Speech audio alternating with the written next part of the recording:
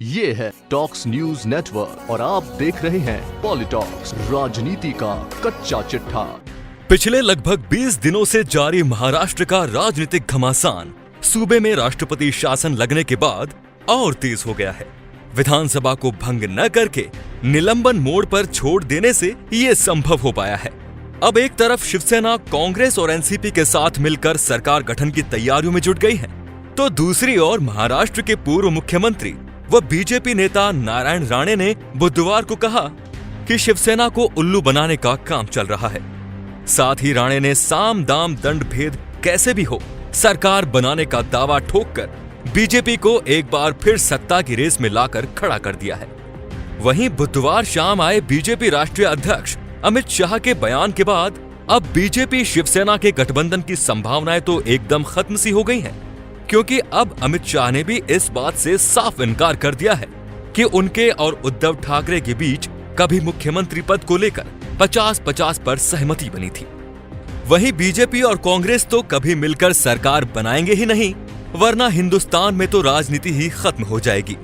तो फिर नारायण राणे का सरकार बनाने का दावा कैसे पूरा होगा, इस पर शंका होना वाजिब है। ऐसे में क्या बीजेपी शरद पवार की एनसीपी के सपोर्ट से सरकार बना सकती है? जैसा कि नारायण राणे के दावे के बाद कुछ चैनल्स और डिजिटल मीडिया में बताया जा रहा है कि महाराष्ट्र में बीजेपी और एनसीपी के गठबंधन से भी इनकार नहीं किया जा सकता। नहीं, पॉलिटॉक्स तो अभी इस बात को मानने को बिल्कुल भी तैयार नहीं है, क्योंकि जिस बीजेपी के ईडी वाले कारनामे ने महाराष्ट्र में बिल्कुल हाशिए पर पहुंच चुकी एनसीपी पार्टी में नई जान डाली, यहां तक कि एनसीपी के कई बड़े नेता शरद पवार को छोड़कर बीजेपी में शामिल हो गए। बावजूद इसके महाराष्ट्र की जनता ने अपने ईमानदार बुजुर्ग नेता शरद पवार की बीजेपी द्वारा महाराष्ट्र बैंक घोटाले में नाम घसीटे जाने की बेइज्जती का बदला लेते हुए शरद पवार को आज इस मुकाम पर लाकर खड़ा कर दिया है कि पवार के हाथों में आज सत्ता की पूरी पावर है। उस भोली भाली जनता के साथ इतना बड़ा विश्वासघात एनसीपी या शरद पवार कैसे कर सकते हैं? चाहे कितना भी ये कहा जाए कि राजनीति में सब कुछ जायज है, लेकिन इतना भी नीचे नहीं गिरा जा सकता कि जहां एक और नतीजे आने के बाद से आप लगातार बोलते रहें कि हमें विपक्ष में बैठने का मैंडेट मिला है, हम तो विपक्ष में बैठेंगे। विपक्ष में बैठने की बात करते करते आज आप किंग मेकर की भूमिका में आ गए, तो ये नहीं भूलना चाहिए कि किस वजह से। केवल एक पॉइंट जिसने आपको आज ये पावर दी है, वो है बीजेपी से दुश्मनी। बीजेपी को गलत साबित करके ही आपने जनता का वोट लिया।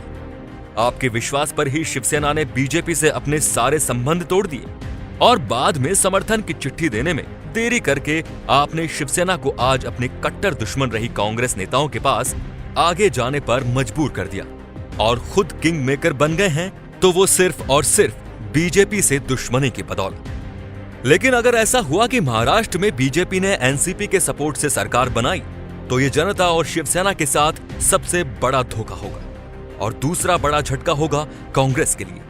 लेकिन इतना भी तय है, फिर 2019 का ये चुनाव एनसीपी का आखिरी चुनाव साबित होगा, क्योंकि इस महाधोखे के बाद क्या एनसीपी को महाराष्ट्र की जनता माफ कर पाएगी? कभी नहीं। पॉलिटॉक्स ब्यूरो, महाराष्ट्र। ये है टॉक्स न्यूज नेटवर्क और आप देख रहे हैं पॉलिटॉक्स, राजनीति का कच्चा चिट्ठा।